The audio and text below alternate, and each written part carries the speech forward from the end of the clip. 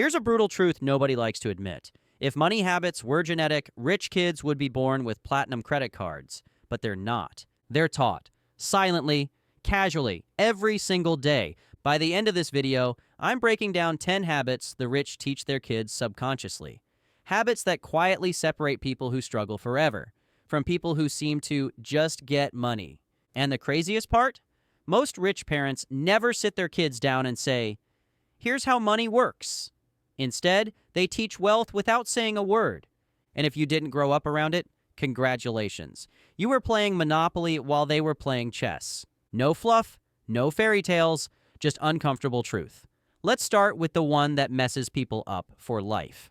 Habit number 1. They learn that money is a tool, not a reward. I'm just going to be honest. Here's where everything breaks. Most people grow up learning that money is a reward for suffering.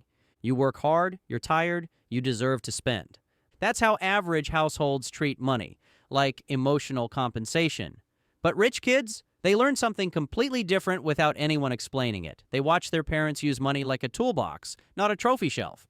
Money isn't, "I earned this, so I'll blow it." Money is, "How do I deploy this to make life easier tomorrow?" They see money used to buy time, reduce stress, create leverage, solve problems, not to flex, not to soothe feelings.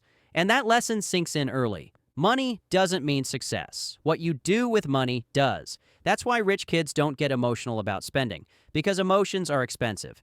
They don't ask, "Can we afford it?" They ask, "Does this make sense?"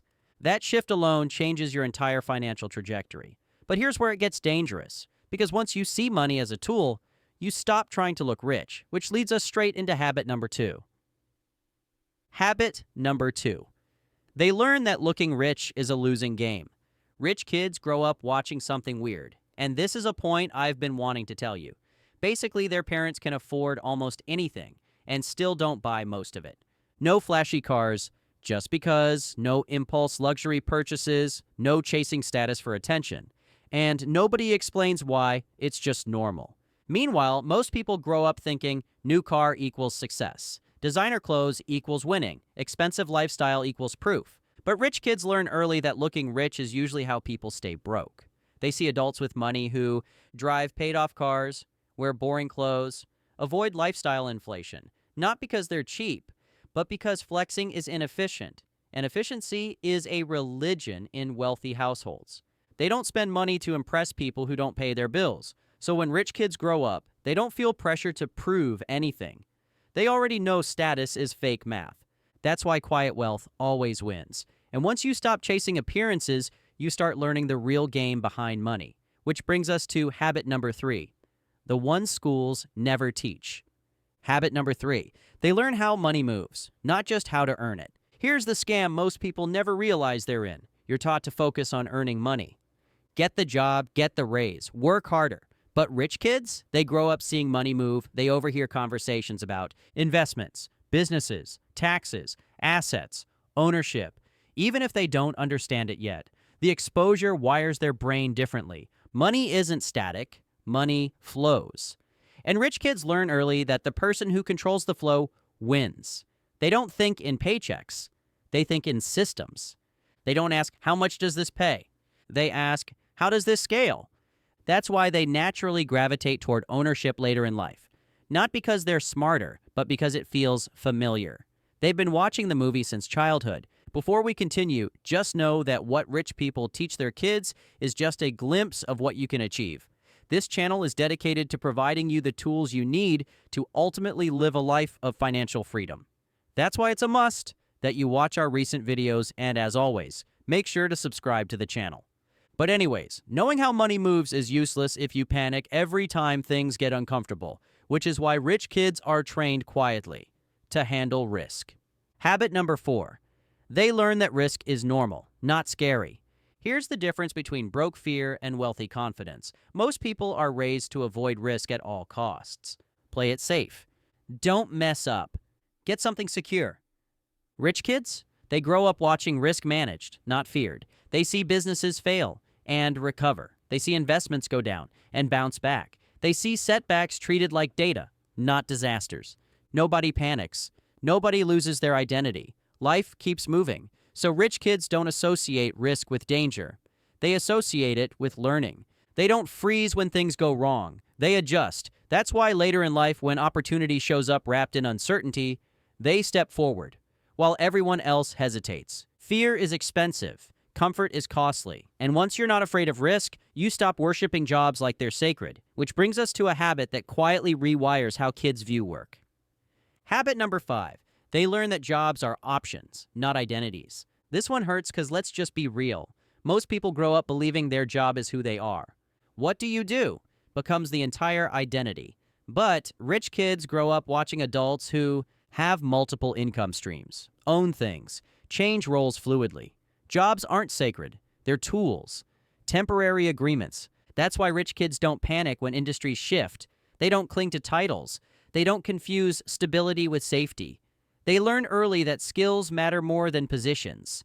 And once you internalize that, you stop being loyal to systems that aren't loyal to you. But there's something even more powerful than skills, something rich kids absorb without realizing it: the habit of thinking long-term. Habit number 6, they learn to delay gratification without feeling deprived. Look, here's the difference between discipline and deprivation. Most people think delayed gratification feels like punishment. Rich kids don't. They watch their parents skip short-term pleasure for long-term freedom and still enjoy life. No drama, no martyr energy, just intentional choices. So saving money doesn't feel restrictive. Investing doesn't feel boring. Waiting doesn't feel like losing, because they've seen what patience buys. Time is the real luxury. That lesson alone compounds harder than any investment. And once patience becomes normal, you stop outsourcing your decisions to other people, which leads us to habit number 7, the independence multiplier. Habit number 7, they learn to think, not just obey. Now, this is subtle but seriously lethal. Rich households encourage questions. Average households encourage compliance. Rich kids are allowed to ask, why? How does that work? What happens if they're not punished for curiosity? They're rewarded for it. So they grow up trusting their judgment. They don't blindly follow advice. They analyze it. They don't accept rules just because they exist. They ask who benefits. That's how independent thinkers are made. And independent thinkers don't stay broke for long. But thinking independently means nothing if you believe money is bad or greedy. Which brings us to one of the most dangerous lessons poor households accidentally teach.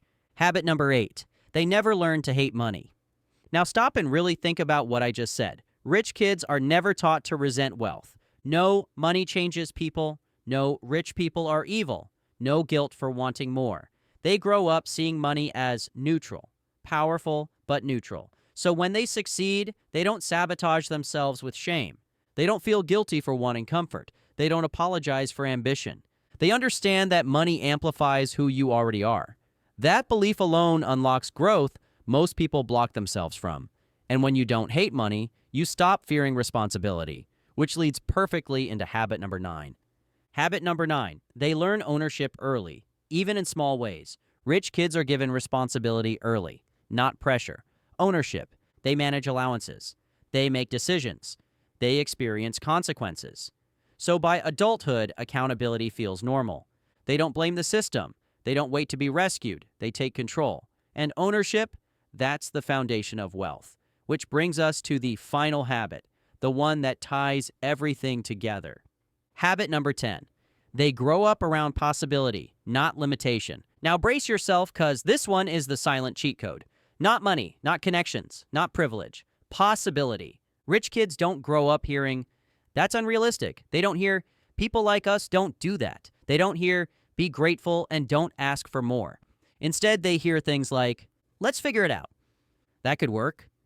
What's another way? And that rewires the brain. Because when you grow up surrounded by possibility, your mind doesn't look for reasons something won't work. It looks for paths. Meanwhile, most people grow up surrounded by limitation language. That's too risky. That only works for rich people. Just be realistic. And here's the damage that does. It teaches you to self-censor ambition before life ever has to. So by adulthood, you don't need an external obstacle. You become your own ceiling. Rich kids don't feel special. They just never learn to shrink their dreams to fit someone else's comfort. They assume things are possible until proven otherwise. Most people assume things are impossible until someone else proves them wrong. That difference alone explains who starts businesses, who invests early, who takes calculated risks, and who spends their life almost doing something. Environment shapes belief. Belief shapes behavior. Behavior shapes outcomes. That's not motivation, that's psychology. And the moment you replace limitation language with possibility language in your own life, you don't magically get rich overnight, but you stop living like the door was never unlocked in the first place. That's the habit. That's the shift. That's the quiet advantage. If this video made you realize, oh, that's what I was missing, comment the words, "I will be wealthy," and watch the next video because this is where everything starts to click. I'm breaking down 10 clear signs someone is fake rich, and once you see them, you'll never unsee them. We'll see you in the next one.